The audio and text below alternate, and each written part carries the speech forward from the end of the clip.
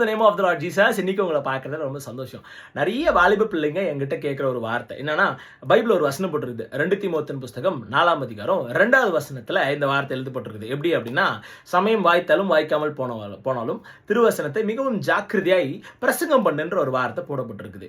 எப்படி என்னால போய் சொல்ல முடியுது? ஹம்பிள் பர்சன்ஸை ஈஸியா ரீச் பண்ணி காஸ்பல் சொல்ல முடியுது, ஏசப்போட அன்பு சொல்ல முடியுது. ஆனால் ரூட் பீப்புள்ஸ், ரக்கட் பீப்புள்ஸ் கிட்ட அப்படி சொல்ல முடியல அப்படின்னு சொல்லி நிறைய பேர் சொல்லியிருக்கிறாங்க. உங்களுக்கு ஒரு சீக்கிரட்டா சொல்றேன். என் வாழ்க்கையில் இந்த மாதிரி ஒருத்தருக்கு நான் காஸ்பல் சொல்லணும்னு ஆசைப்படும் போது நான் என்ன பண்ணேன் அப்படின்னா, அவனுக்காக நான் ஜோம் பண்ண ஆரம்பிச்சேன். அந்த பையனுக்காக நான் ஜோம் பண்ணிட்டே இருந்தால் ஒரு நாள் அந்த பையனே வந்து என்கிட்ட அழ ஆரம்பிச்சான். அவனுடைய கஷ்டங்களை சொல்லி, ஒரு பர்சனலாக அவனுக்கு ஒரு காரியம் நடந்துச்சு, அதை சொல்லி என்கிட்ட சொல்லும் போது அப்பதான் ஏசப்பா சொன்னது, is the right time to share the gospel, just go it man அப்படின்னு சொல்லும் போது அவனுக்கு ஒண்ணுமே நான் சொல்ல, Jesus loves you, are you ready to give your heart to Jesus என்ற ஒரே ஒரு வார்த்தை மட்டும் தான் கேட்டு அவனுக்கு சொன்ன, ஏசப்பா ரொம்ப நேசிக்கிறாரு, கவலைப்படாதரா அப்படின்னு சொன்ன மாத்திரத்தில் அவனோட வாழ்க்கை, அவன் இம்மீடியட்டா என்கிட்ட ஏசப்போட அன்பை பத்தி கேட்க ஆரம்பிச்சான்.